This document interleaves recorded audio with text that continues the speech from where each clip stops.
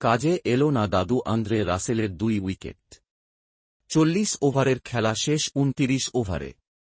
অশ্বনীর বলে উড়ে গেল কলকাতা। চরম ব্যাটিং ব্যর্থতায় শাহরুখের শহরেই হার বাদশাহের কেকেআরের।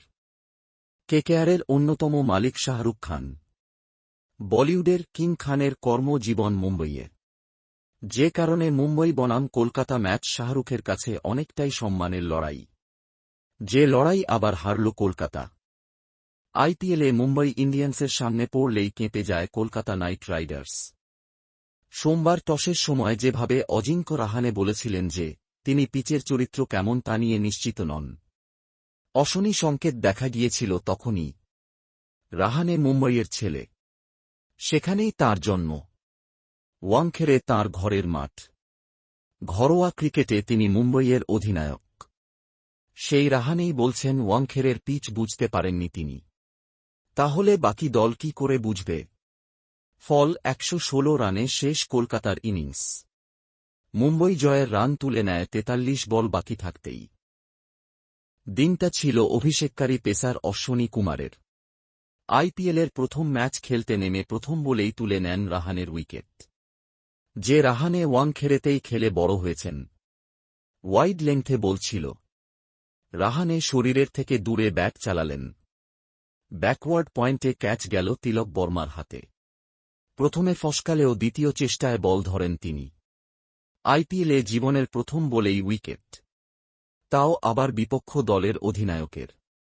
কথায় বলে সকাল বুঝিয়ে দিন কেমন যাবে, সেটাই হল। অশ্বিনী তাঁর স্পেল শেষ করলেন 3 ওভারে 24 রান দিয়ে 4 উইকেট নিয়ে। তুলে নিলেন ইম্প্যাক্ট প্লেয়ার হিসাবে নামা মনীষ পাণ্ডে 19 এবং অভিজ্ঞ আন্দ্রে রাসেলের 5 উইকেট।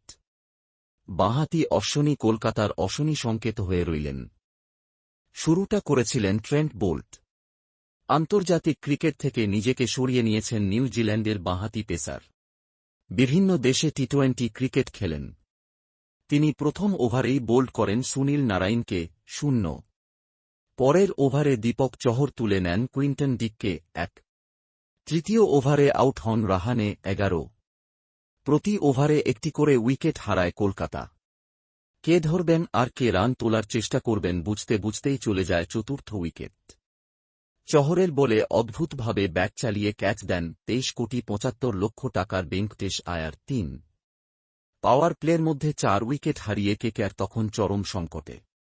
ত্রাতা হতে পারেননি অঙ্গক্রিস রঘুবংশী 26, রিঙ্কু সিংহ 17, রমনদীপ সিংহেরাও 22।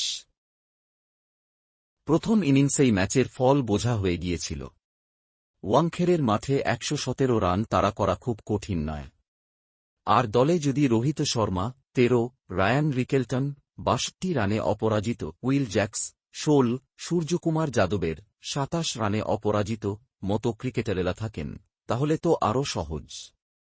সোমবারের ম্যাচে কলকাতার পরিকল্পনার অভাব ছিল স্পষ্ট। রাহানে পিচ বুঝতে না পারায় দলে 2 জন পেসার রেখেই নেমেছিলেন। ব্যাটিং ব্যর্থতার কারণে মনীষ পাণ্ডেকে নামাতে হয় লজ্জা ঢাকতে। কিন্তু লজ্জা তো ঢাকেইনি, উল্টে একজন বোলার কমে যায় কেকেআরের। কারণ মনীষকে নামানোর পরিকল্পনা ছিল না। বল করার সময় বৈভব আরোরাকে হয়তো নামাত, কিন্তু সেটা সম্ভব হয়নি। ফল একজন পেসারের অভাব বোধ করল দল। মুম্বইয়ের পিচে কেকেআরের প্রধান শক্তি স্পিন সেভাবে দাপট দেখাতে পারল না।